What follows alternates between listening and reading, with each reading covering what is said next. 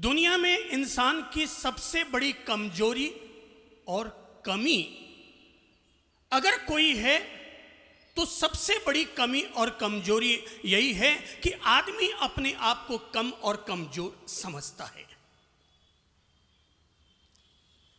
भगवान ने किसी को भी कम और कमजोर पैदा नहीं किया। इंसान की मानसिकता अपने आप को कम और कमजोर आंकने पर मजबूर कर देती है। क्या आपने कभी गौर किया कि हम लोग तो सारे लोग 6 फुट के 5 और 5.5 फुट के मनुष्य हैं। मैं तो हवा में उड़ने वाले एक छोटे से मच्छर पर पहले आपको केंद्रित करूंगा कि एक छोटा सा मच्छर आपके 12 बाई 16 के कमरे में आप अगर पति पत्नी और बच्चों के साथ सोए हैं तब भी वहां पर वो अकेला अपने दम पर और आपके 12 बाई 16 के कमरे में घुसने की औकात रखता है और अकेला घुस करके और आपकी सारी नींद को हराम कर देता है। एक अकेला हाथ में देखो ले तो कितना सा मच्छर होता है, कितना होता है उसका तौलो तो हाथ में तौल कितना होगा। जो लोग डायमंड का काम करने वाले हैं, ज्वेलरी लोग हैं, वे जरा हाथ में तौल कर देखें तो सही कि एक मच्छर का तौल कितना होता है। कोई बता सकता है? शायद 1 ग्राम भी, 1 ग्राम भी। देखिए शायद तौल कर आपको 1 ग्राम से ज्यादा सोना लग रहा हो, उसका 1 ग्राम भी उसका वजन नहीं होता और उसका साइज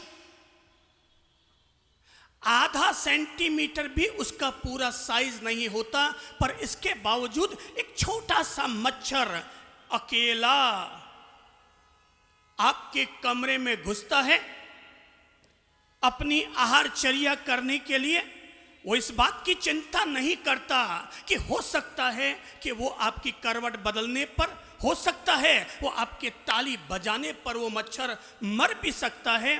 पर मच्छर कभी भी अपने सामने मौत को नहीं देखता, वो अपने जीवन के लक्ष्य को देखता है, जीवन के उद्देश्य को देखता है और आराम से अकेला आपके कमरे में प्रवेश कर जाता है। यह मच्छर मैंने आपको इसलिए कहा है कि एक मच्छर पूरे कमरे को जागरूक कर देता है। कभी नाना पाटेकर ने एक बड़ा प्रसिद्ध वाक्य कहा था कि एक अकेला मच्छर सारे देश को हिला करके रख देता है। एक अकेला मच्छर। अब अगर आप मच्छर के साथ में अपनी तुलना करके देखो तो पता चलेगा कि जब एक अकेला मच्छर अपनी नई सेना को पैदा कर सकता है, अपनी नई फौज को पैदा कर सकता है, खुद अकेले अपने दम पर अपनी पूरी फैमिली को खड़ा कर सकता है। अब केवल अपने आप को प्रेरणा दो और प्रेरणा दे करके अपने आप से कहो, ए भाई तू मच्छर नहीं, तो मनुष्य है। जब मच्छर अकेला अपने दम पर आगे बढ़ सकता है तो मैं और आप अपने अकेले के दम पर आगे क्यों नहीं बढ़ सकते? मच्छर मनुष्य दोनों की तुलना करके देख लो ताकि मेरी बातें आप लोगों के दिल को अब अच्छी तरह से झंझोड़ सके और ये कह सके कि मैं मच्छर नहीं हूं, मैं मनुष्य हूं। मेरी औकात उससे बड़ी है, मेरी औकात उससे बड़ी है। माना कि हाथी बहुत बड़ा होता है, पर अगर एक चींटी ये कसम खा ले कि मैं इस हाथी को पछाड़ कर रहूंगी, तो वो अगर चींटी हाथी पर चढ़ जाए और हाथी के कान में घुस जाए तो एक अकेली चींटी लंबे चौड़े गजराज को भी पटक पटक करके मारने पर मजबूर कर सकती है। एक अकेली चींटी।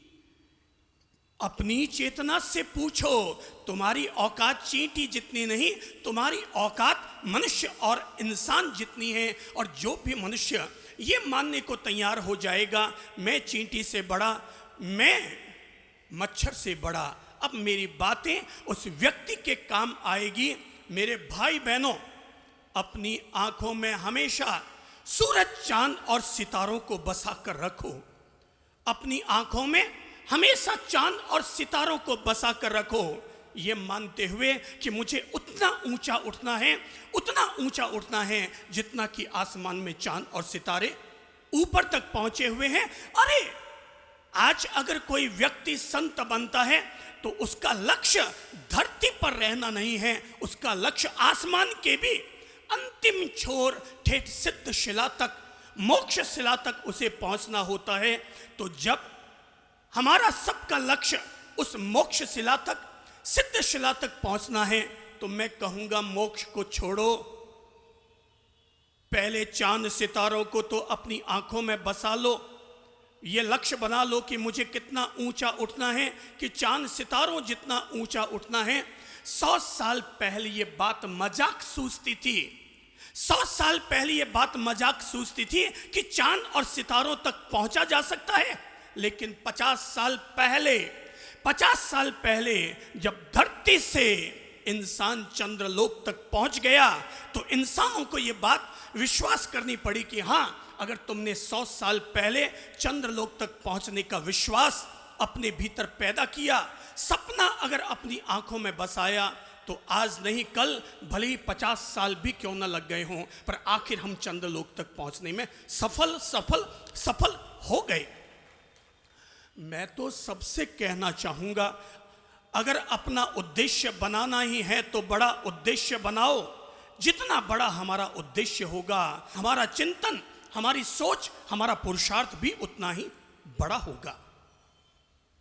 अगर आपने चांद लोक तक पहुंचने का, सितारों तक पहुंचने का उद्देश्य बनाया, लक्ष्य बनाया, सावधान, आपने अगर आगे बढ़ना शुरू किया, कोई व्यक्ति अगर चांद तक ना पहुंच पाया, कोई बात नहीं, वो पर्वतों की चोटी पर तो पहुंच जाएगा। और अगर पर्वतों की चोटी पर ना पहुंच पाया तब भी कोई दिक्कत नहीं, वो आदमी तय है कि फूल फलों से भरे हुए बगीचे तक पहुंचने तक तो उसको कोई नहीं रोक सकता। हर आदमी पहुंच सकता है, केवल हम में से हर किसी व्यक्ति को अपने भीतर यह विश्वास जगाना होगा।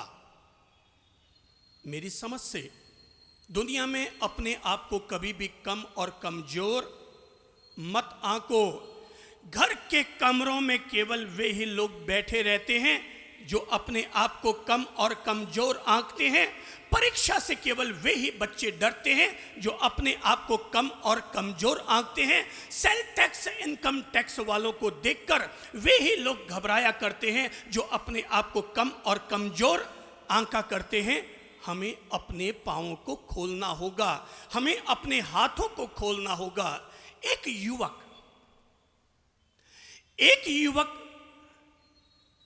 अपने घर की तंगहाली से तंग आकर, गरीबी से तंग आकर के मरने के लिए तत्पर हुआ।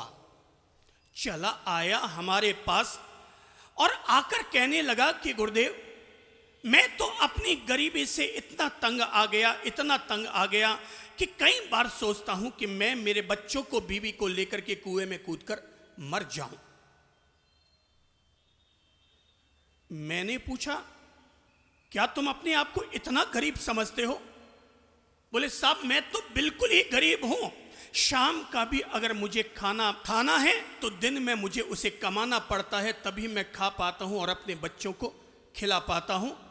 मैंने उस युवक से कहा कि अच्छा जरा एक बात बताओ कि आज अगर तुम्हें कोई 1 करोड़ रुपया दे दे तो क्या तुम मरने की सोचोगे? सोचेगा या नहीं? नहीं सोचेगा। बिल्कुल ठीक कहा आपने। जो आदमी गरीबी से तंग है, अगर उस आदमी को 1 करोड़ रुपया मिल जाए तो वो आदमी मरने की नहीं सोचेगा। मैंने कहा चल आ, मैं तुम्हें रुपये दिलाता हूं। मैं उसे लेकर गया एक बड़े हॉस्पिटल में, और बड़े हॉस्पिटल में ले जाकर मैंने मेडिकल कॉलेज के प्रिंसिपल से जाकर पूछा। मैंने कहा भाई साहब जरा एक बात बताइए कि अगर कोई व्यक्ति आपके यहाँ आकर के अपनी एक डोनेशन करे, अपनी एक आंख अगर डोनेशन करे, तो आप उसके बदले में कितने रुपये दे और दिला सकते हैं? मेडिकल कॉलेज के प्रिंसिपल ने सुनते ही कहा कि अगर कोई व्यक्ति अपनी एक आंख डोनेशन देता है तो उसको 5 लाख रुपये आराम से मिल जाएंगे। मैंने कहा अगर दोनों आंखें दे तो बोले 10 लाख रुपये। मैंने कहा जरा एक बात और बताइए कि अगर कोई व्यक्ति अपनी एक किडनी बेचने को तैयार हो तो कितने रुपए मिल सकते हैं? कौन जवाब देगा आप में से? एक किडनी की कीमत कितनी है? कितनी? Very good. इन्होंने कहा 20 लाख, और अगर 2 किडनियां कोई देने को तैयार हो जाए तो कितनी मिलेगी? 40 लाख। और अगर कोई व्यक्ति अपना एक लीवर देने को तैयार हो जाए तो एक लीवर की कितनी कीमत है जी? 50 लाख। Very good. एक ने कहा लीवर अगर बेच दे तो 50 लाख, एक किडनी अगर बेच दे तो 20 लाख, दूसरी किडनी बेच दे तो 20 लाख, 2 आंखें अगर बेच दे तो 10 लाख, और अगर अपना हार्ट बेचने को तैयार हो जाए तो कितनी कीमत मिल सकती है एक हार्ट के बदले में? बोलो तो। 1 करोड़। 1 करोड़ रुपया। Very good. आपने कहा 1 करोड़ रुपया। मैंने उस युवक से कहा बोलो भाई साहब अब आपका क्या विचार है? आप चाहे तो मैं आपको अभी 1 करोड़ रुपए दिला सकता हूं। वो तो कहते केवल एक हार्ट का 1 करोड़ मिल जाएगा। मैं तुम्हारे हार्ट को नहीं छेड़ूंगा भाई, मैं तो कहता हूं केवल अपनी किडनी दे दे, एक लीवर दे दे, एक आंख दे दे, इसके बदले में भी तुम्हें 1 करोड़ मिल जाएगा। उसने कहा ये मैं कैसे दे सकता हूं, एक आंख कैसे दे सकता हूं, मैं तो काना हो जाऊंगा, अंधा हो जाऊंगा। मैंने कहा अंधे, जब तू अपने आप को मरने और मारने पर तुला हुआ है, जब तू अपने आप को मरने और मारने पर तुला हुआ है तो अपने आप की कीमत लगा, और जिस दिन भी तू अपनी कीमत लगानी शुरू कर देगा, हम में से हर किसी व्यक्ति की कीमत 1 करोड़ 1 करोड़ 1 करोड़ हो जाएगी। और इसीलिए मैं कहता हूं हम में से हर आदमी करोड़पति है। हम में से क्या है? अरे अभी तक आपने 1 करोड़ रुपए नहीं गिने, पर आज अपनी पीठ को थपथपा कर, हाथ पीछे ले जाओ, अपनी पीठ को थपथपाओ और अपने आप से कहो आई एम करोड़पति, आई एम करोड़पति, आई एम करोड़पति। मैं करोड़पति हूं, मैं करोड़पति हूं। I am a rich man. क्योंकि भगवान ने, कुदरत ने मुझे गरीब नहीं पैदा किया। भगवान ने मुझे इतनी सारी संपत्तियां स्वयं मेरे शरीर में देकर भेजी है कि अपने आप को गरीब मानना यही इंसान की सबसे बड़ी गरीबी है। अपने आप को गरीब मानना यही इंसान की सबसे बड़ी गरीबी है। I am a rich man. जितने लोग भी अपने आप को कम और कमजोर समझते हैं ना, वो मेरी बात को बोल दो, I am a rich man. दोबारा बोलो तो। जो भी अपने आप को कम और कमजोर समझते हैं दोबारा बोलो तो, I am a rich man. तीसरी बार फिर बोलो, I am a rich man. मैं अपने आप में करोड़पति हूं। लोगों को मैं कहना चाहूंगा, वो क्या हुआ कि जब यहां प्रवचनमाला शुरू होने लगी तो प्रबंधकों ने कहा कि पहली लाइन जो है वो वीआईपी लोगों के लिए है। मैं आपसे कहूंगा भाई लोगों, जिंदगी को अगर जीने का मजा लेना है तो ये मत समझो जो पहली लाइन में बैठा है वो वीआईपी है।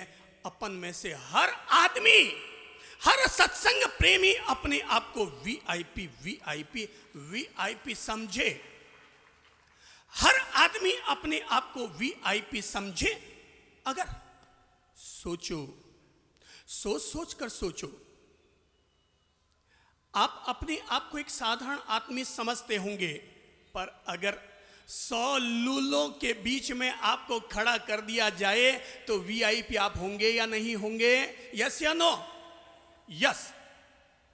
अगर 100 नेत्रहीन लोगों के बीच में आपको ले जाकर खड़ा कर दिया जाए, आप वीआईपी होंगे या नहीं? यस। अगर आपको कच्ची बस्ती की झोंपड़ियों में ले जाकर और आपको खड़ा कर दिया जाए तो आप वीआईपी होंगे या नहीं? यस, आप वीआईपी होंगे।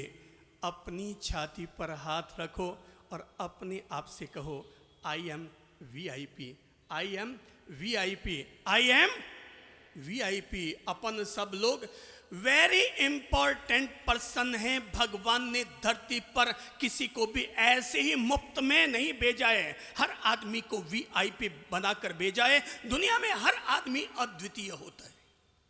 दुनिया में हर आदमी अद्वितीय होता है। क्यों जी?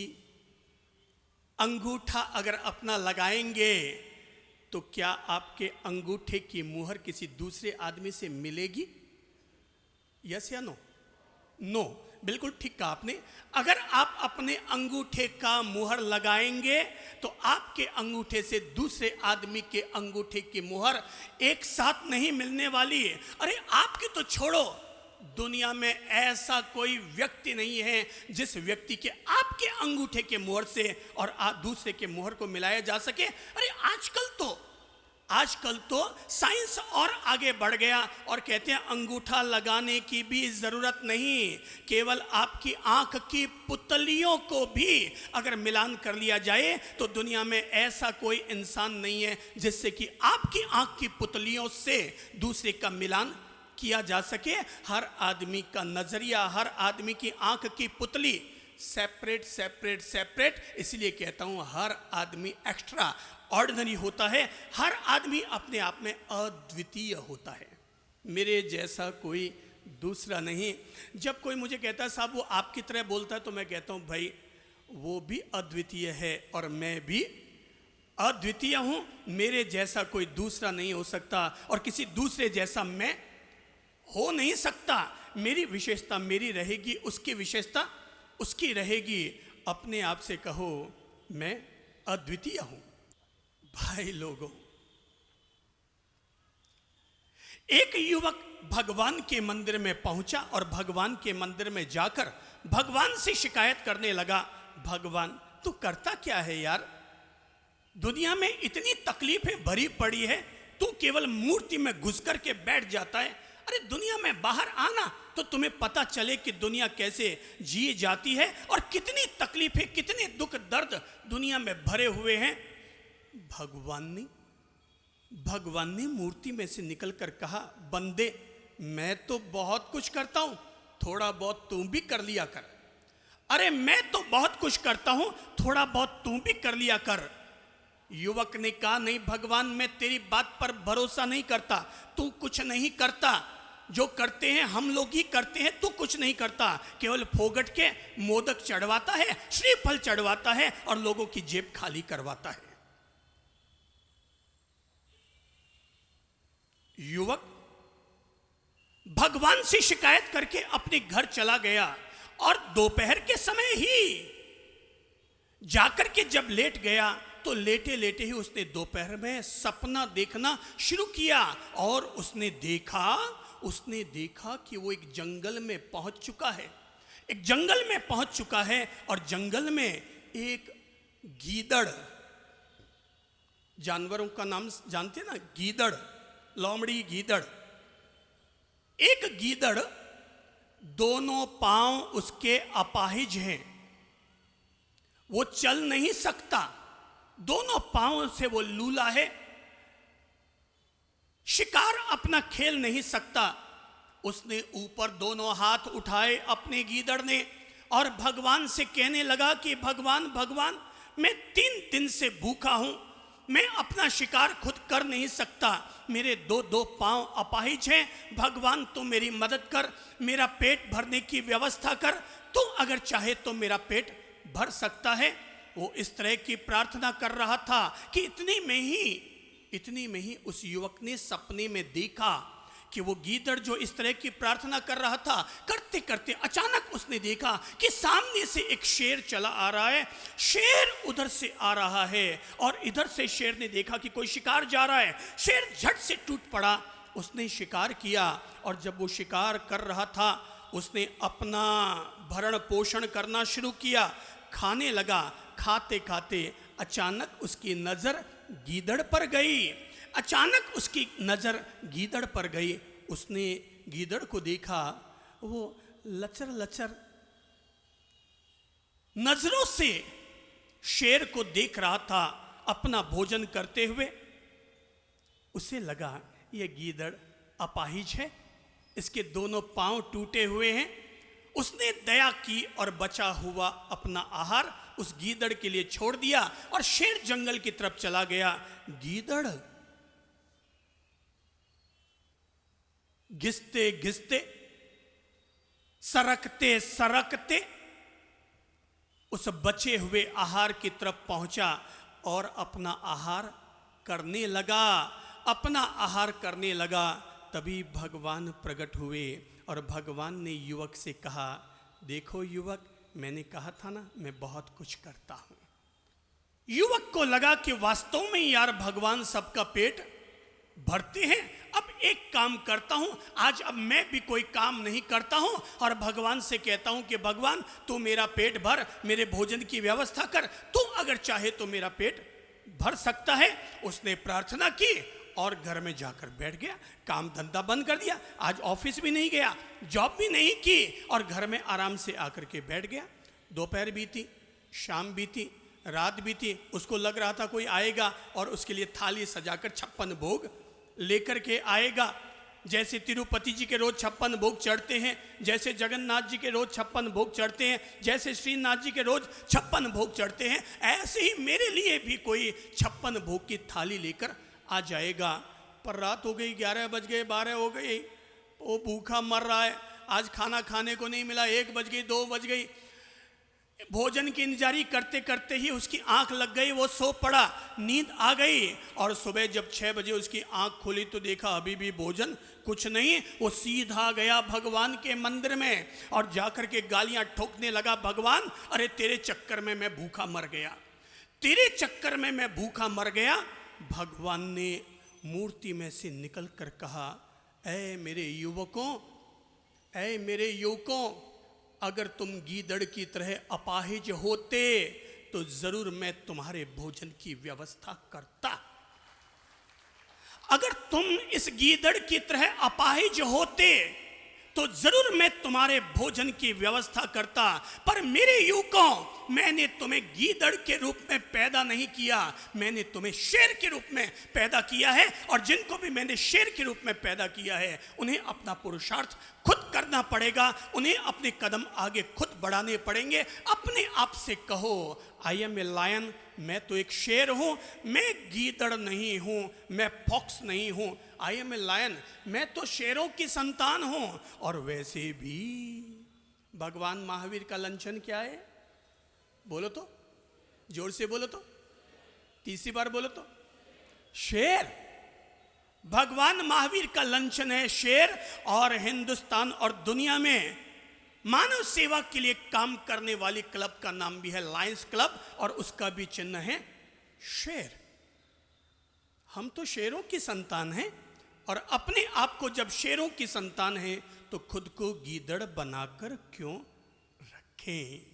बस जिस समय आपको ये बात समझ में आ जाएगी कि मैं शेरों की संतान हूं, मैं महावीर की संतान हूं और मैं अपने आप को कमजोर क्यों समझूं, ये बात आते ही आपके भीतर में कॉन्फिडेंस जग जाएगा, आत्मविश्वास जग जाएगा और आप आज जहां हैं वहां से 4 कदम आगे बढ़ाने के लिए अपने आप तत्पर हो जाएंगे। सोचो, अब जरा 1 मिनट के लिए सोचो। महावीर ने दीक्षा ग्रहण की थी, वे राजकुमार थे, सब कुछ छोड़ छोड़ा के निकल पड़े। महावीर निकल पड़े, जंगलों में रहते थे, अकेले रहते थे। पता था कि जंगल में चंड कौशिक जैसा भयंकर नागराज रहता है कि जिसकी एक फुफकार पड़ते ही आदमी, हवा में भी जहर फैल जाए तो आदमी मर जाता है। महावीर ने अकेले संन्यास लिया, अकेले निकल पड़े, जंगलों की सैर की, पेड़ों के नीचे जाकर के साधना की, चंड कौशिक जैसे आतताई विषधरों का सामना किया। 12.5 वर्ष तक कभी पेड़ की चोटी के नीचे, कभी पर्वत की शिखा पर, कभी कुएं की मेड़ पर, कभी शेर की बांबी पर जा जा करके खड़े हुए साधना की। क्या आप सोच सकते हैं वो कौन सी ताकत थी जिसके बलबूते महावीर ये सब कर पाए? वो कौन सी ताकत थी कि जिसके बलबूते महावीर ये सारे संघर्ष कर पाए, सारे परीक्षा और उपसर्ग झेल पाए?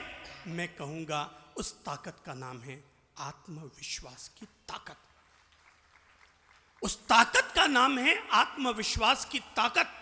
जरा एक मिनट के लिए फिर दूसरे उदाहरण की तरफ ध्यान दीजिए और दूसरे उदाहरण की तरफ ध्यान देकर के फिर अपने आप को प्रेरणा दीजिए कि राम ऐसे लंकेश से युद्ध करने के लिए निकल पड़े जिसके यहां पर नवग्रहों को रोजाना हाजिरी देनी पड़ती थी। शनि तो उनके पांव के नीचे हर रोज नीचे दबा हुआ रहता था। कुबेर को वो अपने काख में दबाए चलते थे। जिस लंकेश की इतनी ताकत थी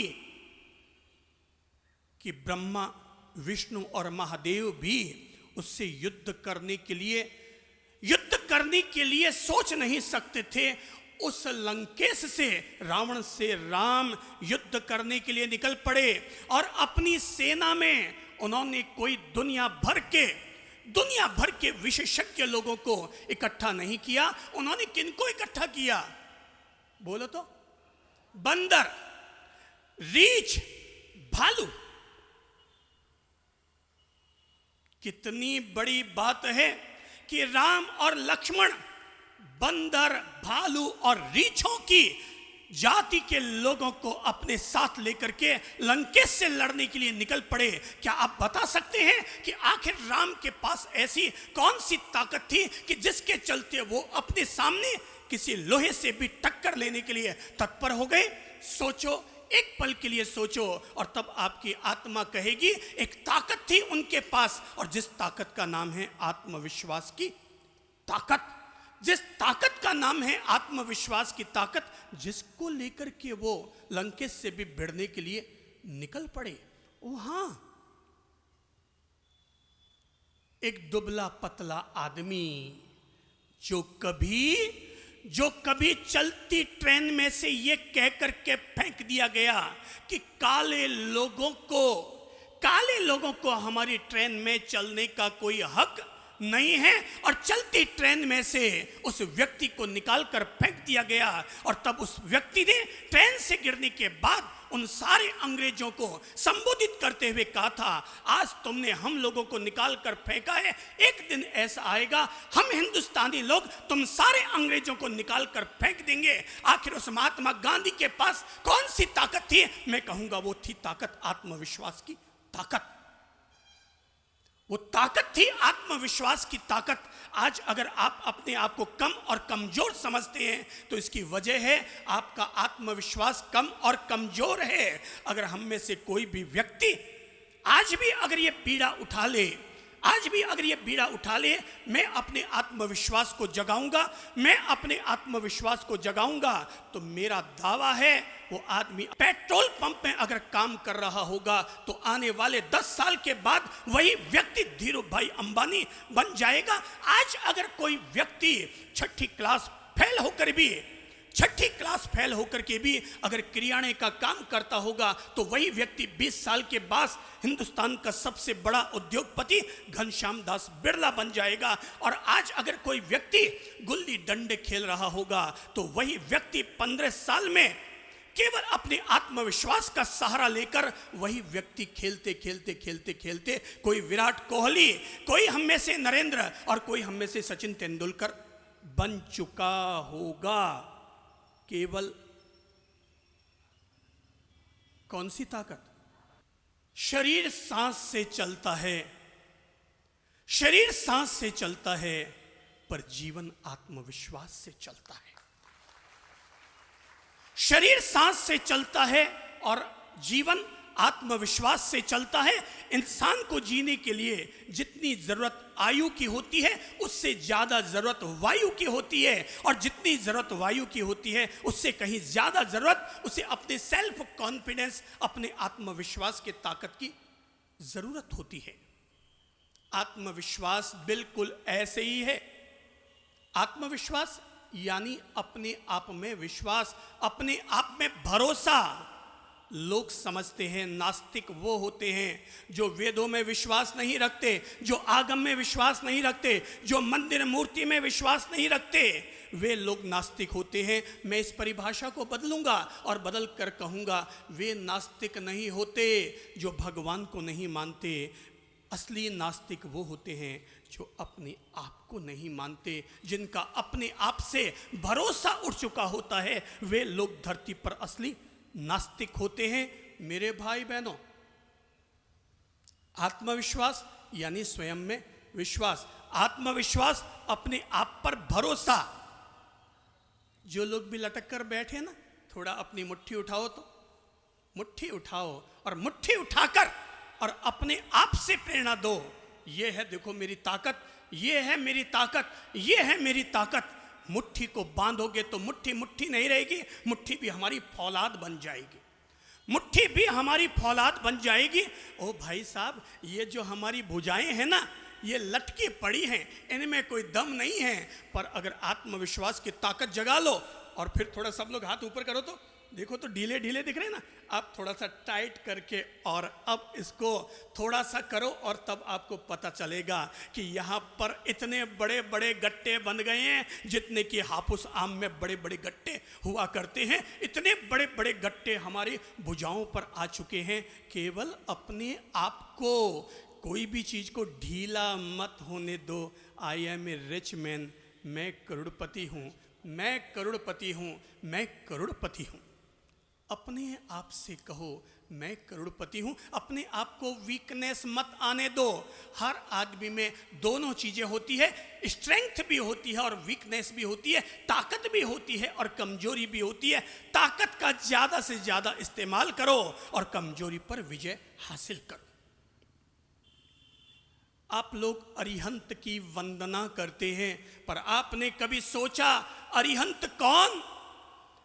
जिसने शत्रुओं पर विजय पाली वो आदमी अरिहंत, जिसने शत्रुओं का हनन कर डाला वो आदमी अरिहंत। आज अगर आप अपनी वीकनेस पर विजय पा लेते हैं तो मैं कहूंगा आपके भीतर का अरिहंत जग चुका, आपके भीतर का अरिहंत जग चुका। अगर हम में से हर किसी व्यक्ति ने अपने भीतर के वीकनेस पर विजय पाली। अब जरा सोचो, देखो जिनके पास कॉपी डायरी है वो जरा 1 मिनट का समय देता हूं आपको, और 1 मिनट का समय दे करके आपसे कहता हूं सोचो, सोच सोच कर सोचो, सोच सोच कर सोचो आपकी ताकत क्या है, स्ट्रेंथ क्या है, नोट करो। आपकी विशेषता क्या है, खासियत क्या है, नोट करो। और साथ में नोट ये भी करो कि आपकी वीकनेस क्या है, आपकी कमजोरी क्या है। सोचो, जिनके पास डायरी है वो डायरी में नोट करो, जिनके पास डायरी नहीं वो 10 का नोट निकाल लो, उस पर नोट करो। और जिनको 10 का नोट नहीं लगता वो अपने दिमाग में नोट करो और अपने आप से पूछो तेरी क्या खासियत है। सोचो तेरी क्या खासियत है। हर आदमी सोचे तेरी क्या खासियत है। भगवान ने, आपने अब तक अपनी जिंदगी जी है, किसी की उम्र 20, किसी की 30, किसी की 50, किसी की 70। हर आदमी में कोई ना कोई खासियत जरूर है, हर आदमी में कोई ना कोई खासियत है, ठीक है। और हर आदमी में कोई ना कोई कमजोरी है। अब अगर अपन देखें कि किस आदमी में क्या खासियत है और किस आदमी में क्या कमजोरी है। भाई साहब पीले पीले बनियान वाले खड़े हुए, तो हाँ आपसे ही कह रहा हूँ, हिंदुस्तान के लोगों की कमी होती है, आगे आइए। वो हमेशा सोचते हैं किसी और को बुला रहे होंगे। मौका मत जाने दो, खुद अपने आप को आगे लेकर आओ। आत्मविश्वास की तरफ बढ़ना है। पीछे वालों को मत देखो, आगे वालों को देखो। पीछे वालों को देखोगे तो गर्दन दुखने लग जाएगी, आगे वालों को देखोगे तो आगे से आगे बढ़ते चले जाओगे। पल भर के लिए सोचिए। प्रभु जी आपका शुभ नाम क्या है? शशि चोपड़ा। शशि चोपड़ा, बहुत सुंदर नाम है आपका। तो आपका मेरा पर्यायवाची नाम हो गया, शशि यानी चंद्रमा। अच्छा आप जरा सोचिए, आपके एक पल के लिए अपने आप का कैलकुलेशन कीजिए और ये तय कीजिए कि आपके जीवन में सबसे बड़ी खासियत क्या है। मेरे जीवन में सबसे बड़ी खासियत ये है कि कभी भी मैं किसी चीज से हार नहीं मानता हूँ। वेरी गुड, ताली बजाओ इनके लिए। ये कहते हैं मेरे जीवन की सबसे बड़ी खासियत है कि मैं अपने जीवन में कभी भी किसी चीज से हार नहीं मानता। मैं कहना चाहता हूँ हर आदमी के भीतर ताकत है, हर आदमी के भीतर खासियत है। और इस व्यक्ति ने इतनी देर से सुनते सुनते अपने आप में ये कैलकुलेशन कर लिया है कि मेरे भीतर ये खासियत है कि मैं कभी भी हार नहीं मानता। Very good. अब जरा अपनी एक कमजोरी पर ध्यान दीजिए कि आपकी सबसे बड़ी कमजोरी आपको कौन सी लगती है। सबसे बड़ी कमजोरी मेरी ये थी कि मेरे को गुस्सा बहुत जल्दी आ जाता है जब कोई मेरा काम नहीं होता है तब। तो वेरी गुड। अब कमजोरी क्या हुई? इनको गुस्सा बहुत जल्दी आ जाता रहा। अब अपना काम ये है, काम मैं केवल इनको ये कह रहा हूं, काम ये कह रहा हूं कि आपकी जो विशेषता है, आप अपनी उस विशेषता का इस्तेमाल कीजिए और उस विशेषता का इस्तेमाल करते हुए अपनी कमजोरी पर केवल उसी विशेषता के जरिए विजय प्राप्त कीजिए। आपकी विशेषता क्या है? कभी किसी चीज से हार नहीं मानता। हार नहीं मानता, बिल्कुल ठीक कहा आपने। अब कभी आपने जब कहा कि मैं किसी से हार नहीं मानता, अब जरा अपने गुस्से को कुरेद कर कहो कि मैं आज से तुझे छोड़ता हूं, अब मैं कभी हार नहीं मानूंगा और तुझे अपने आप पर कभी हावी नहीं होने दूंगा। मैं कभी गुस्से को अपने आप पर हावी नहीं होने दूंगा। हर आदमी, हर भाई बहन, हर माता अपने आप को प्रेरणा दे और अपने आप से कहे कि मेरे जीवन की एक खासियत है, मैं अपनी खासियत को बढ़ाऊंगा और अपनी जो कमजोरी है उस पर विजय हासिल करूंगा। Very good, sit down please. मैं अपनी कमजोरी पर विजय प्राप्त करूंगा। कोई व्यक्ति अगर 20 साल पहले भी गुस्सा करता था, आज भी कर रहा और 20 साल बाद भी करेगा, इसका मतलब आज तक उसने कभी अपनी कमजोरी पर गौर न किया, कमजोरी पर गौर न किया। और जो व्यक्ति अपनी कमजोरी को समझेगा नहीं, गौर नहीं करेगा, वो आदमी कभी उस पर विजय हासिल नहीं कर सकेगा। अपने जीवन में मरने से पहले अपने आप को अरिहंत बनाओ, मरने से पहले अपने आप को अरिहंत बनाओ। और वो हर व्यक्ति अरिहंत होगा जो अपनी वीकनेस पर विजय पाएगा, जो अपनी कमजोरी पर विजय हासिल करेगा। वो हर आदमी अरिहंत के पथ की तरफ बढ़ता चला जाएगा। हर आदमी बढ़ता चला जाएगा। आत्मविश्वास से कोई व्यक्ति सफलता तो हासिल नहीं कर सकता, पर आत्मविश्वास के दम पर जीवन में मिलने वाली विफलताओं का सामना जरूर कर सकता है। आत्मविश्वास अगर हमारा मजबूत रहेगा तो जीवन में मिलने वाली विफलताएं, असफलताओं का सामना हम कर सकेंगे। जिनका आत्मविश्वास नीचा होता है, कमजोर होता है, वे लोग थोड़ी सी विफलता मिल जाए टेंशन में आ जाते हैं, डिप्रेशन में आ जाते हैं, मरने को उतारू हो जाते हैं। पर जिनका आत्मविश्वास हाई लेवल का होता है, ऊंचा और मजबूत होता है, वो घबराते नहीं हैं कि आज अगर विफल हो गए तो क्या हुआ, कल हम वापस सफल हो जाएंगे, कल हम वापस सफल हो जाएंगे। मैं कहना चाहूंगा एक ऐसे व्यक्ति का उदाहरण देकर, जिस व्यक्ति ने अपने जीवन में 22 साल की उम्र में पार्षद का चुनाव लड़ा लेकिन वो हार गया। 24 साल की उम्र में उसने शादी की, पर 27 साल की उम्र में पत्नी दगा देके चली गई। 29 साल की उम्र में उस आदमी ने दुकान खोली पर दिवाला निकल गया। 32 साल की उम्र में उसने एमएलए का चुनाव लड़ा, हार गया। 36 साल की उम्र में उसने एमपी का चुनाव लड़ा, हार गया। 42 साल की उम्र में उसने कांग्रेस सीनेट से चुनाव लड़ा, हार गया।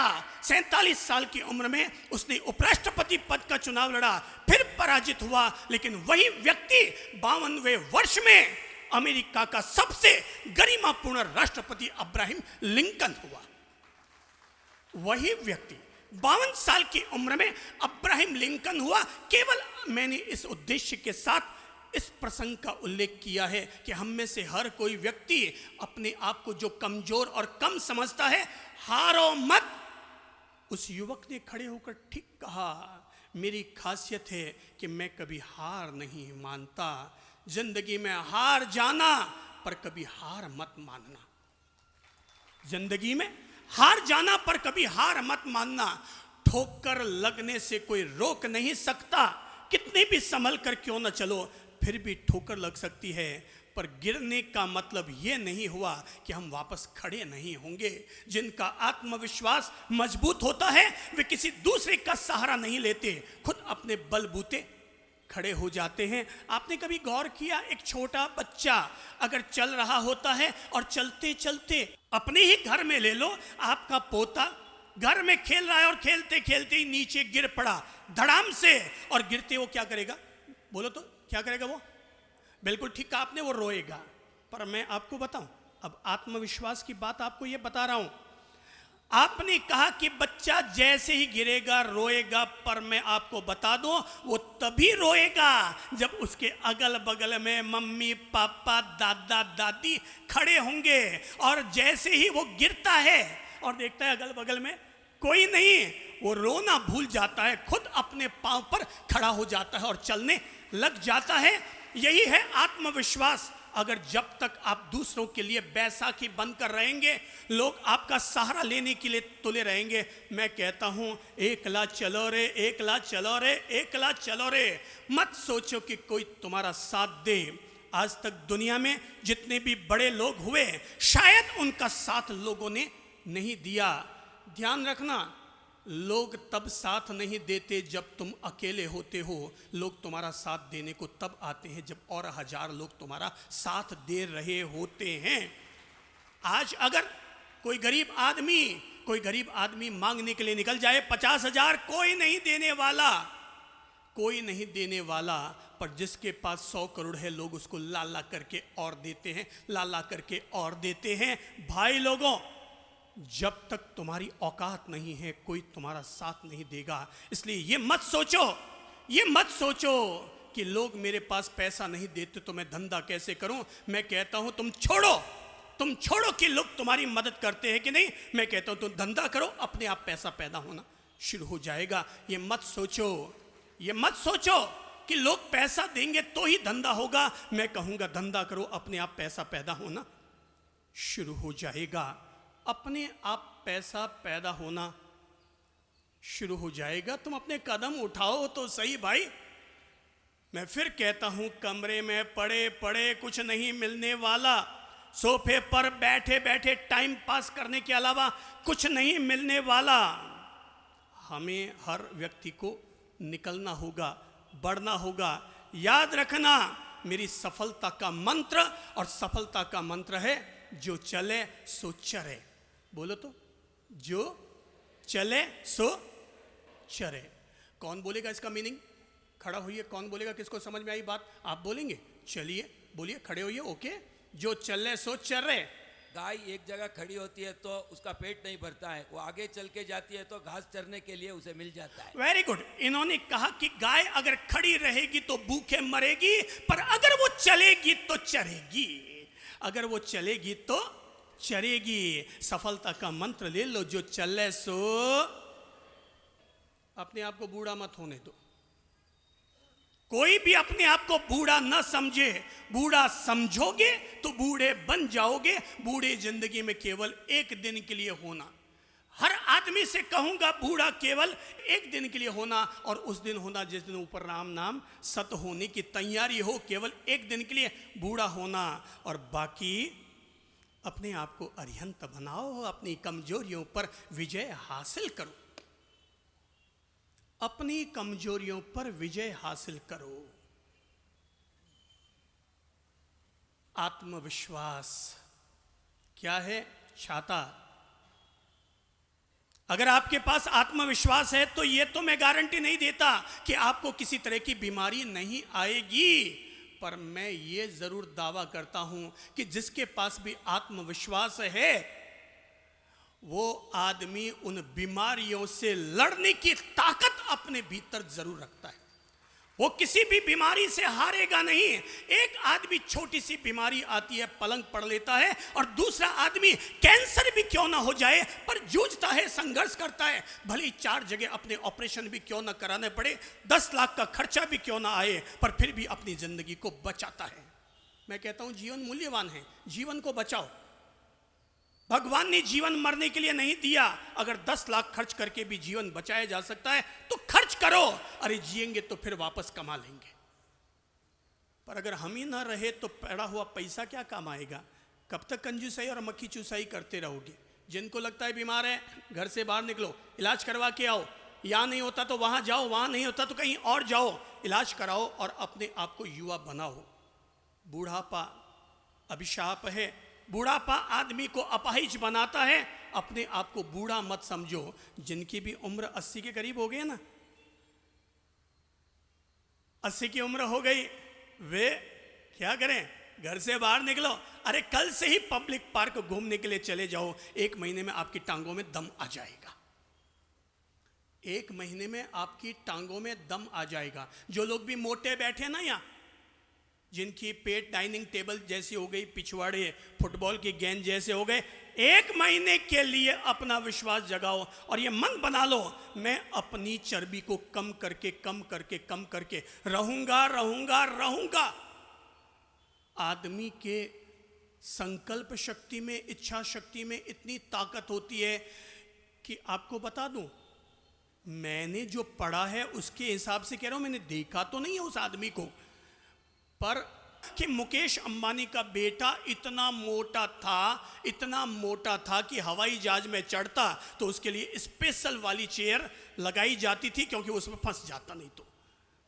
और इतना मोटा था कि अगर क्रिकेट देखने के लिए बैठता तो उसके सोफे पर केवल वो ही एक बैठ सकता था, अगल बगल में और कोई नहीं बैठ सकता था। जहां पर एक सोफे पर 4 लोग बैठते थे, वहां उसके सोफे पर केवल वो अकेला ही बैठता था। पर ठान लो, क्या करो? ठान लो। अंगुली उठाओ, अपने आप से कहो ठान लो। याद रखो, मन के हारे हार है, मन के जीते जीत। सब बोलो तो, मन के हारे हार है और मन के जीते जीत। मन के हारे हार है और मन के जीते जीत। मान लिया तो हार है और ठान लिया तो जीत।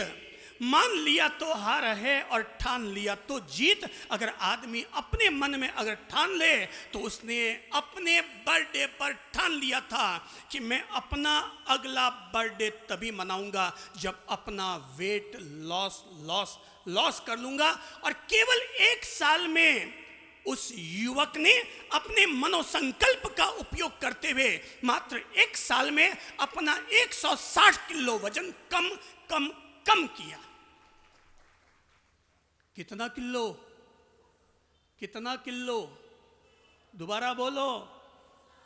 अरे अपने आप से कहो कि जब वो अपना खरबपतियों के घर में पैदा होने वाला, जिसको खाने पीने को खूब मिलता है, पहले तो खा के फुलाया, पर फिर भी अगर अपने मन में मनोबल को मजबूत किया और अगर ठान लिया कि मैं अपने आप को पतला करके रहूंगा, तो 160 केजी वजन उसने अपना लॉस किया। इतनी चर्बी अपनी कटा दी। जब वो कर सकता है तो हम क्यों नहीं कर सकते? जब वो कर सकता है तो हम क्यों नहीं कर सकते? जब एक के जीवन में ऐसा हो सकता है तो मेरे जीवन में ऐसा क्यों नहीं हो सकता? मेरे जीवन में भी ऐसा हो सकता है। मैं अगर आप में से बहनों से और भाइयों से पूछूं, भाई लोगों और बहनों, मुझे जरा एक लाइन का जवाब दीजिए। आप में से कितने भाई या बहन ऐसी हैं जिन्होंने अपने जीवन में कभी 1 मासिक क्षमण 30 उपवास किए हैं? आप में से ऐसे कौन भाई बहनें हैं जिन्होंने वर्षित तप किया है? खड़े होइए तो, स्टैंड अप। कितने लोग हैं? खड़े होकर बताइए तो मुझे, कौन कौन लोग हैं? वेरी गुड, ताली बजाइए तो इनके लिए।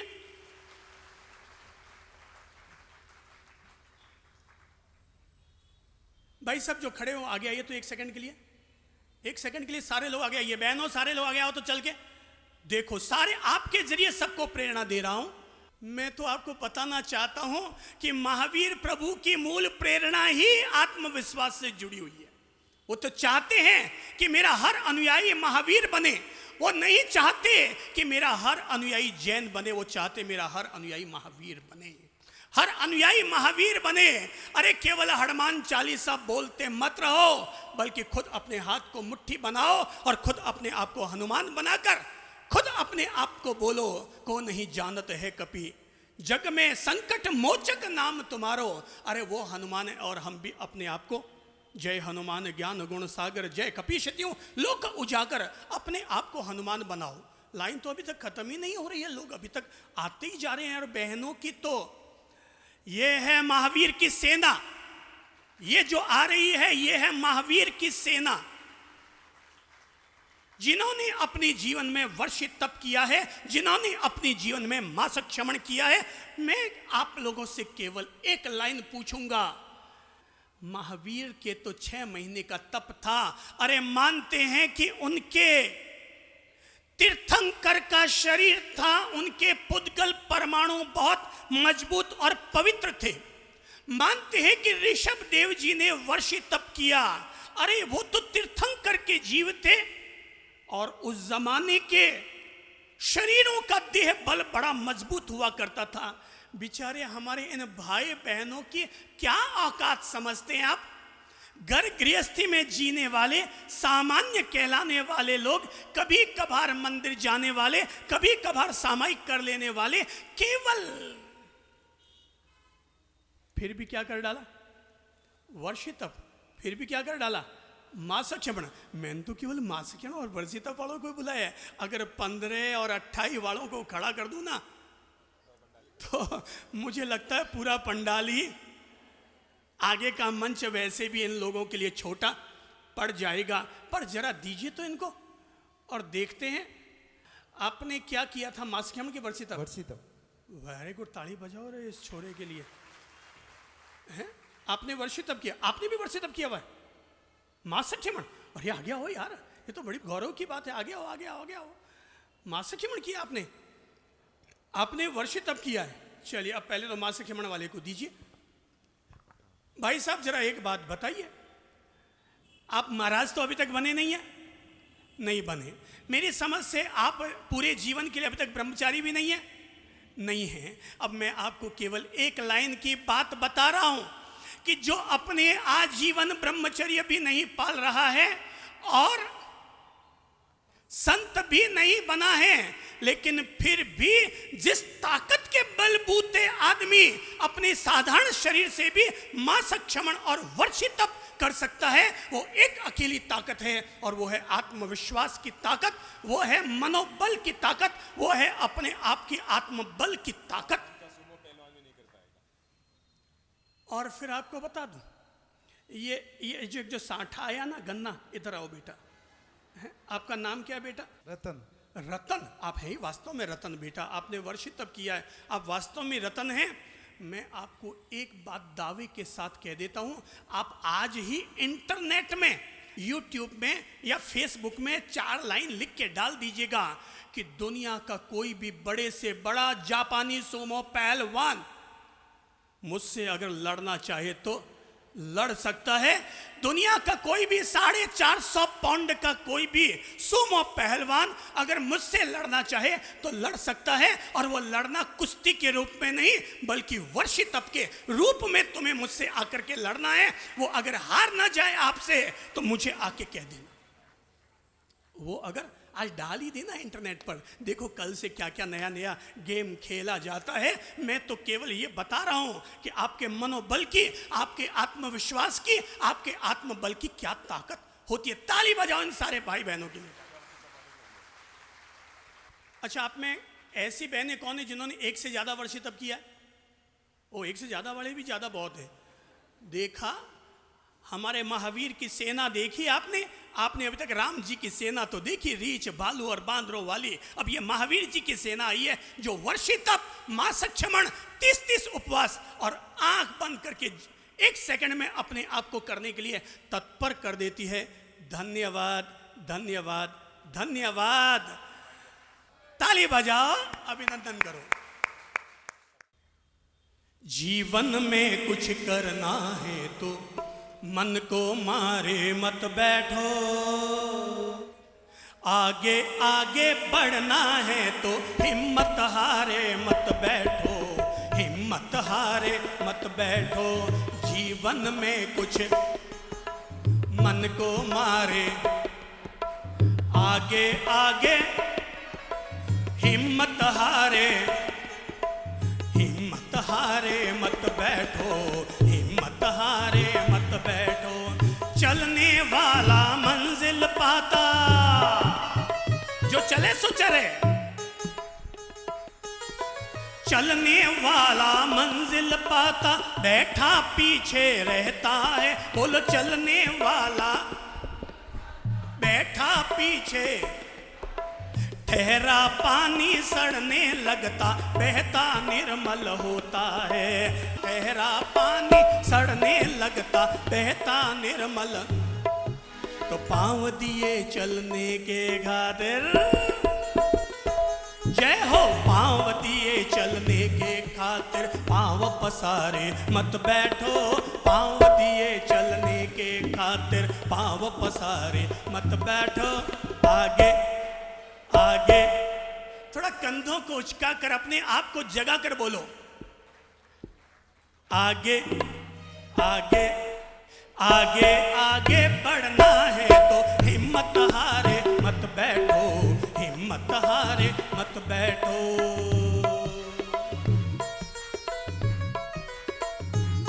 याद कीजिए खरगोश और कछुए की कहानी, खरगोश और कछुए की कहानी याद कीजिए, और यह भी याद कीजिए कि दोनों में कौन जीता। थोड़ा सा अपने आप को मोटिवेशनल प्रेरणा देंगे तो मैंने कल भी कहा था, अगर आप लोग अपना जज्बा भीतर जगा लेंगे, कमरे से अगर बाहर निकल जाएंगे, तो ये मत समझो कि आप में केवल तेज राज्य गोलेछा की विजय राज दोषी, कि कुशल गोलेछा की महेंद्र राका, कि महावीर जी केवल यही अरबपति होने का अधिकार रखते हैं। हर आदमी अरबपति होना चाहिए, हर आदमी संपन्न होना चाहिए, हर आदमी समाज का वीआईपी होना चाहिए। पर जीतेगा कौन? कौन जीतेगा? अरे मानते हैं खरगोश तो जीतेगा ही जीतेगा, खरगोश तो जीतेगा ही जीतेगा, पर अगर मन के हारे हार है और मन के जीते जीत, मान लिया तो, मान लिया तो, मान लिया तो, और ठान लिया तो, ठान लिया तो, फौलादी बनाओ हाथों को और बोलो ठान लिया तो, ठान लिया तो, ठान लिया तो। तेज दौड़ने वाला खरहा दोपहर चलकर बैठ गया, धीरे धीरे चलकर कछुआ देखो बाजी, तो चलो कदम से कदम मिलाकर, दोनों हाथों को, अंगुलियों को कदम बनाओ और अपने आप से कहो,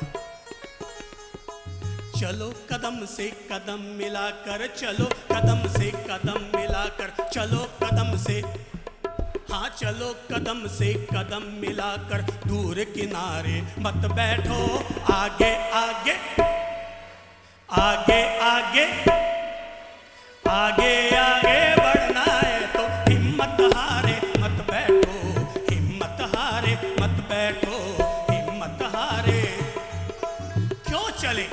मैंने कहा जो चले सो चल रहे, जो चलेगा सो चलेगा। क्यों चले? देखो भाई, वित्त मंत्री अरुण जेटली बैठा है, गृह मंत्री राजनाथ सिंह बैठे हैं, और दो चार मंत्रियों के नाम आप खुद ही ले लो। ये सब लोग दिल्ली में बैठे हैं, पर एक आदमी है जो चल रहा है। पर हिंदुस्तान में एक आदमी ऐसा है जो चल रहा है। टीचर ने स्टूडेंट से पूछा, टीचर ने स्टूडेंट से पूछा कि जरा बताओ कि पृथ्वी किसकी परिक्रमा लगाती है? पृथ्वी किसकी परिक्रमा लगाती है? बोले सूरज की परिक्रमा लगाती है। तो पूछा तो फिर पृथ्वी की परिक्रमा कौन लगाता है? स्टूडेंट ने कहा पीएम नरेंद्र मोदी। चक्कर चल रहा है, वो चल रहा है और हम बैठे। उसने तो चल चल करके अपने आप को गांधी नगर से निकालकर और पूरे विश्व का अपने आप को नया महात्मा गांधी बना लिया, और हम बैठे हैं। धरती चलती तारे चलते, धरती चलती तारे चलते, चांद रात भर चलता है। बोलो धरती चलती, किरणों का उपहार बांटने सूरज रोज निकलता है। किरणों का उपहार बांटने सूरज रोज निकलता है। हाँ धरती चलती तारे, जय हो। धरती चलती तारे चलते, चांद रात भर चलता है। किरणों का उपहार बांटने सूरज रोज निकलता है, किरणों का उपहार बांटने सूरज रोज निकलता है। हवा चले तो महक बिखेरे, हाँ हवा चले तो महक बिखेरे, तुम भी प्यारे मत बैठो। हवा चले तो महक बिखेरे, तुम भी प्यारे मत बैठो। आगे आगे आगे, हाथ ऊपर उठाकर, आगे आगे बढ़ना है तो हिम्मत हारे मत बैठो, हिम्मत हारे मत बैठो। जीवन में कुछ करना है तो मन को मारे मत बैठो। आगे आगे बढ़ना है तो हिम्मत हारे मत बैठो, हिम्मत हारे मत बैठो, हिम्मत हारे। उदास मत होना। भगवान कहते हैं कि उदास मत होना क्योंकि मैं तेरे साथ हूं। भगवान कहते हैं कि उदास मत होना क्योंकि मैं तेरे साथ हूं। अरे दूर मत देख, मैं तेरे आसपास हूं। भगवान कहते हैं कि उदास मत होना, मैं तेरे साथ हूं। अरे दूर मत देख, मैं तेरे आसपास हूं। अरे जब भी पलकों को बंद करके तू मुझे अपने में देखेगा तो झट से पता चल जाएगा मैं तेरा आत्मविश्वास हूं, मैं तेरा आत्मविश्वास हूं। यहां जितने भी लोग बैठे हैं, अगर आपको लगता है, अगर आपको लगता है कि आपके बच्चों में झिझक और डर है, तो मैं कहूंगा अपने बच्चों में आत्मविश्वास जगाने के लिए, अपने बच्चों में आत्मविश्वास जगाने के लिए अपने बच्चों को देखो झिझक मिटवा रहा हूं। आत्मविश्वास अगर जगाना है तो सबसे पहले झिझक और डर को हमें अपने जीवन से निकालना होगा। और जिनको भी लगता है बच्चों में झिझक है, वो हमेशा कमरे में बैठते हैं, पहला काम करो, पहला काम ये करो, बच्चा जैसे ही सुबह उठे, उठते ही बच्चे से कहो बेटा नमस्ते।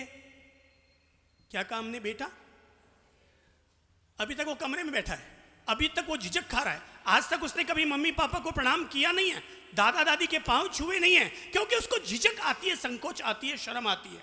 अब हम उसकी शर्म उड़ा रहे हैं, झिझक उठा रहे हैं, उसके भीतर आत्मविश्वास जगा रहे हैं।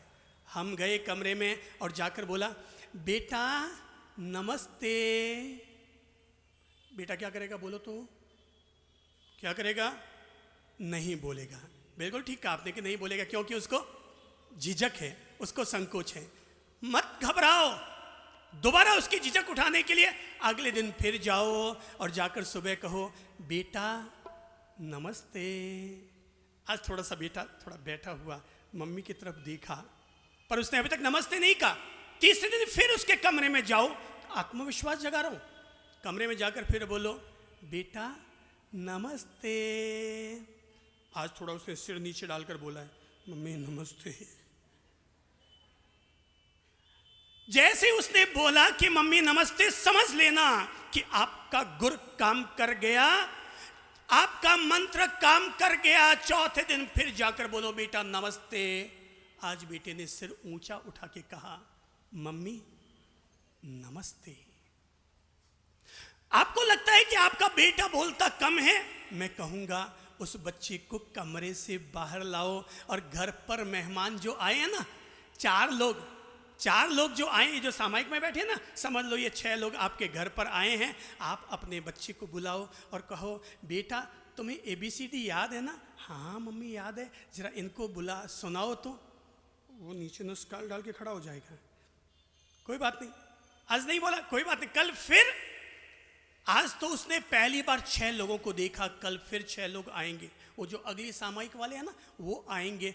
उनके सामने फिर बोलना बेटा ABCD तुझे आती है ना? हाँ आती तो है मम्मी, पर मुझे बोलते डर लगता है। घबराने की कोई बात नहीं है, मैं साथ हूं ना तेरे। अरे जहाँ तो भूल जाएगा वहाँ मैं बता दूंगी। और तब वो बोलेगा ABCDELMN। नहीं बेटा देखो यहाँ पर ये तुमने छोड़ दिया, देखो यहाँ पर ये नहीं, ये होगा। और दूसरी बार आपने बुलाया, वो थोड़ी झिझक उसकी मिटी। तीसरी बार में, चौथी बार में वो पूरी ABCD बोलेगा। अगर आपको लगता है आपका बेटा थोड़ा बड़ा हो गया, ये जो माताएं बहनें आती है आपके यहाँ, आने पर उनको बोलो बेटा तुमने जो इंग्लिश की कविता याद की ना, इनके सामने कविता सुनाओ। तो पहले दिन वो झिझक खाएगा, दूसरे दिन झिझक खाएगा, तीसरे दिन वो twinkle twinkle little star how I wonder what you are, बड़े प्रेम से आपको कविता बोल के सुना देगा। झिझक हमें इस तरह से उसकी हटानी पड़ेगी। अगर आपको लगता है स्टूडेंट स्कूल में कॉलेज में जो झिझक खाते हैं, मैं कहूँगा जितने लोग पीछे बैठते हो ना, क्लास में हमेशा आगे बैठो। क्लास में कहाँ बैठो? पीछे कौन बैठते हैं पता है?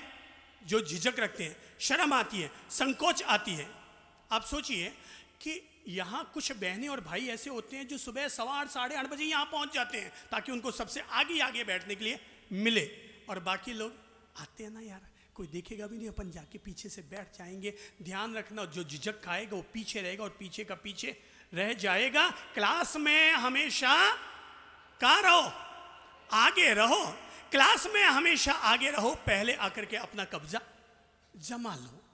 आगे रहने वाला अपने आप आगे बढ़ेगा। और केवल आगे बैठो मत, इंतजारी करते रहो कि कब गुरुजी मुझसे कोई प्रश्न पूछे और मैं उसका जवाब दूं, क्योंकि झिझक छोड़ोगे तो ही आगे की सीढ़ियां पार कर पाओगे। इंतजारी करते रहो कि कब मुझसे प्रश्न पूछे और मैं अपने आप को खोलूं। ओपन द डोर, अपने हार्ट का, जबान का डोर हमें खोलना होगा। झिझक हमें छोड़नी होगी। चलो ना।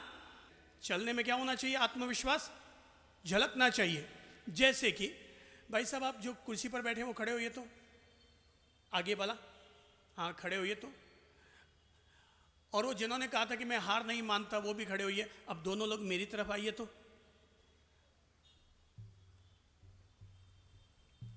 अब देखो मैं दोनों को सिखा रहा हूं। पहले वाले में और दूसरे वाले में फर्क क्या? पहले वाले में फर्क ये है वो अपने आप को सुस्त सुस्त रखते हैं। क्या रखते हैं? सुस्त सुस्त। चलो तो ऐसे चलो जैसे मिलिट्री मैन चलता है। धीरे धीरे, केवल जिंदगी में एक बार ही चलना चाहिए। जब दुल्हा बन करके किसी से शादी करने के लिए जाओ उस समय धीरे धीरे चलना चाहिए, नहीं तो लोग समझेंगे इसको इतनी ज्यादा जल्दी पड़ी है सो भाग रहा है, ये इतनी ज्यादा जल्दी पड़ी है सो भाग रहा है। जिंदगी में केवल एक बार धीरे चलो, बाकी तो हमारी चाल को देखकर लगना चाहिए ये सड़क पर कोई सलमान खान चल रहा है। हमारी चाल को देखकर लगना चाहिए सड़क पर कोई सलमान खान चल रहा है। ये जो आपने अंगुली क्यों पकड़ रखी है यूं? कोई तकलीफ है क्या? तकलीफ नहीं है। अंगुली तो अपन बच्चों की यूं पकड़ते हैं, एक अंगुली पकड़ के उनकी खड़ा रहना पड़ता है कि वो कहीं गिर ना जाए। झिझक छोड़ो। समझ में आई? क्या छोड़ो? झिझक छोड़ो। सब अपने आप को एक दूसरे का फैमिली मेंबर मानो। ये मत समझो कि कोई बड़ा है और कोई पराया है और कोई ऊंचा है और कोई नीचा है। सब अपने ही फैमिली मेंबर है। हम भी संघ के सदस्य और आप भी संघ के सदस्य, इसलिए अपन सब लोग बराबर है। क्या है सब लोग? सब लोग क्या है? बराबर। यहां पर हो सकता है घर में दादा और पोता बड़ा छोटा होगा, पर संघ में दादा भी उसी लेवल में है और पोता भी उसी लेवल में है। सब संघ के सदस्य हैं। क्या रखो? झिझक छोड़ो। क्या छोड़ो? इनको माइक दीजिए और बोलने दीजिए इनको। झिझक छोड़ो। थोड़ा जोर से बोलो ना, अभी आपको झिझक आ रही है। छोड़ो। थोड़ा ढंग से बोलो ना। झिझक छोड़ो। नरेंद्र मोदी बोलता है वैसे बोलो ना। झिझक छोड़ो। झिझक छोड़ो, डर छोड़ो। चलो तो भी ऐसे चलो कि हमारे चलने में लगना चाहिए। वैसे जिम जाने वाले कोई है क्या यहाँ पर जो रोज जिम जाता है? कौन है भाई साहब जिम जाने वाला? कौन है? अरे वाह, इस उम्र में भी जाते हैं। Very good very good very good. तभी आप इतने खूबसूरत दिख रहे हैं। जरा आगे आइए तो। अरे भाई साहब, इस उम्र वाले लोग भी अगर जिम जाना शुरू कर दे तो हिंदुस्तान कभी बूढ़ा होगा ही नहीं। वेलकम। थोड़ा चल के दिखाइए ना। देखा है। रेस का घोड़ा भी इतना अच्छा नहीं चलता होगा जितना ये अपना जिम जाने वाला। बुढ़ापे में भी बाल सफेद हो गए पर बदन में अभी भी युवानी है, अभी भी जवानी है, अभी भी युवानी और जवानी है। मैंने बच्चे से पूछा कि बच्चा, जवानी और बुढ़ापे में क्या फर्क है? बच्चे ने कहा जिनके मोबाइल में हसीनों के नंबर मिल जाए समझ लो वो जवान है, और जिनके मोबाइल में केवल हकीमों के नंबर मिल जाए समझ लो वो बूढ़ा है। क्या करो? अपने आप को ऊर्जा भरा। चलो तो भी छाती तान कर। कैसे? छाती हमारी फूली हुई रहनी चाहिए, कंधे हमारे ऊपर होने चाहिए। ढीले ढाले मरियल जिंदगी मत जियो।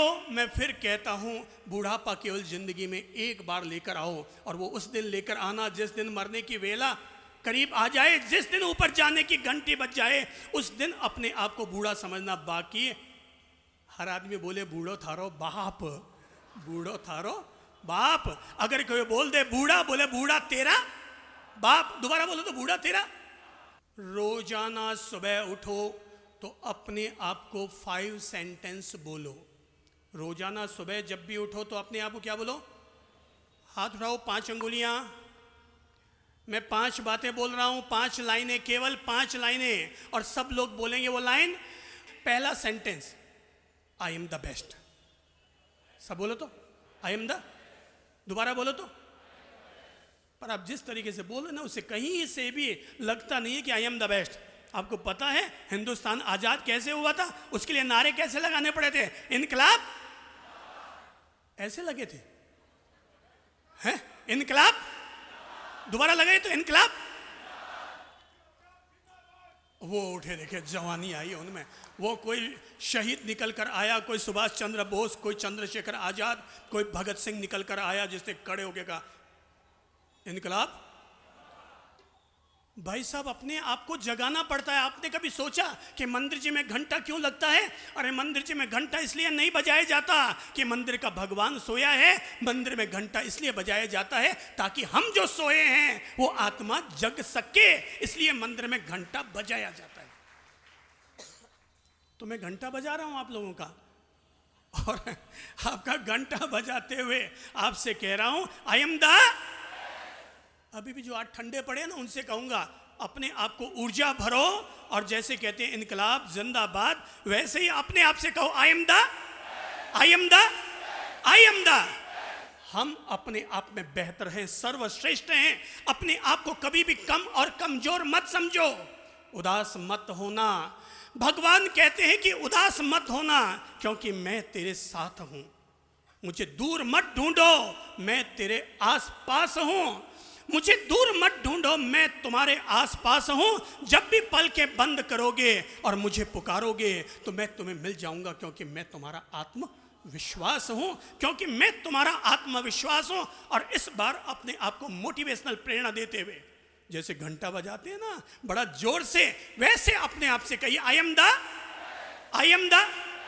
जो महिलाएं अभी ठंडी पड़ी है वो अपने आप को फिर चार्ज कर लो। I am the, I am the best. मैं बेहतर हूं, मैं बेहतर हूं, मैं बेहतर हूं। Second line, I am a winner, I am a, I am a, I am ए।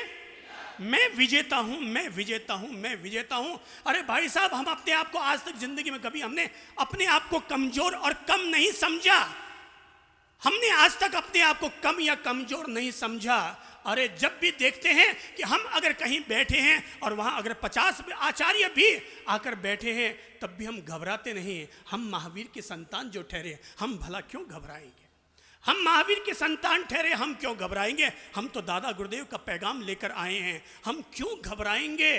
क्योंकि I am a winner, I am a winner, I am a, I am a, I am a winner, I am a winner, I am a winner. मैं विजेता हूं, मैं विजेता हूं, मैं विजेता हूं। तीसरी line, I can do, I can, I can. हाथ ऊपर उठाकर आई कैन। हाथ की मुट्ठी बांधो, अपने भीतर ऊर्जा भरो। भाई साहब, मोबाइल को चार्ज करना होता तो इलेक्ट्रिसिटी में डालना पड़ेगा, पर खुद को चार्ज करना हो तो मुट्ठी बांधो और अपने आप से कहो I can do, I can do, I can. मैं कर सकता हूं, मैं कर सकता हूं, मैं कर सकता हूं। इम्पॉसिबल मेरे लिए कुछ नहीं है, इम्पॉसिबल मेरे लिए कुछ नहीं है। नेपोलियन ने कभी अपनी सेना से कहा था कि मानो ही मत इम्पॉसिबल, क्योंकि इम्पॉसिबल शब्द में खुद ही छिपा है आई एम पॉसिबल। इम्पॉसिबल शब्द में क्या छिपा है? I M. क्या छिपा है? I M possible, I am possible, I am possible. अपने आप से कहो असंभव कुछ नहीं है। अच्छा होगा अपने सामने लिखो तो